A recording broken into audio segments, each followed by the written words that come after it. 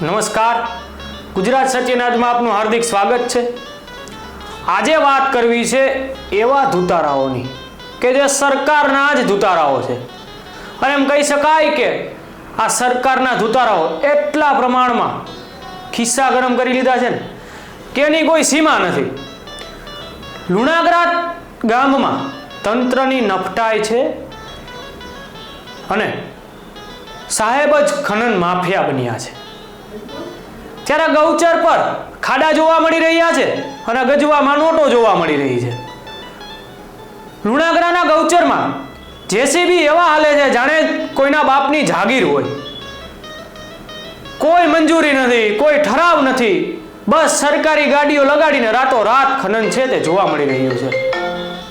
નિયમોની એસી કી તેસી કરનાર અને ભલામણા ઓમ તો ગરીબ ખેડૂત હોય અને જો એ ભૂલથી 5 તગારાએ માટી ઉપાડે ને તો ભૂસ્તરવાળા તરત જ દંડ ફાડવા તૂટી પડશે।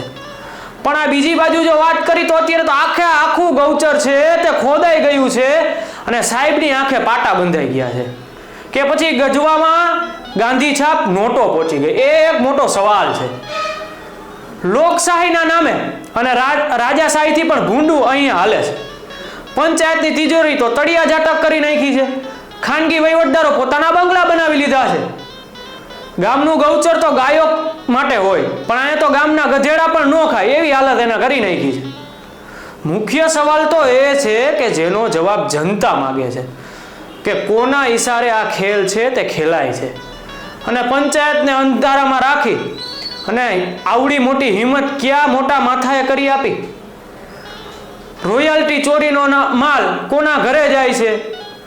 જો આ કાયદેસર હોય તો પંચાયતની તિજોરી કેમ ખાલી ભાઈ? અને કયા અધિકારીના ખિસ્સા છે ત્યાં ગરમ થઈ ગયા છે મોટા ભાઈ? ભૂસ્તર વિભાગની લાત તો કાંઈ જાણે છે જ નહીં। આટલા ડમ્પરો ભરાય છતાં ખાણ ખનીજ વિભાગ તો માત્ર કાગળ ઉપર જ ઘોડા દોડાવી રહ્યા છે।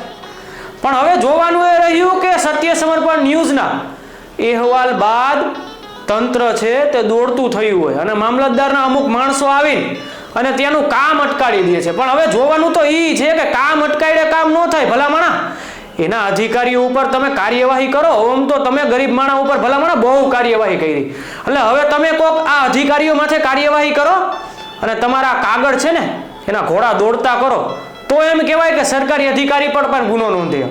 હવે જોવાનું એ રહ્યું કે આવતા અહેવાલમાં કે આ સરકારી અધિકારી અને ભૂસ્તર વિભાગ અને ખાણ ખનીજ વિભાગ કોઈ કાર્યવાહી કરશે કે પછી આંખ મીચોમણી કરશે? વધુ અપડેટ જોવા માટે આપ જોતા રહો સત્ય સમર્પણ ન્યૂઝ। નમસ્કાર।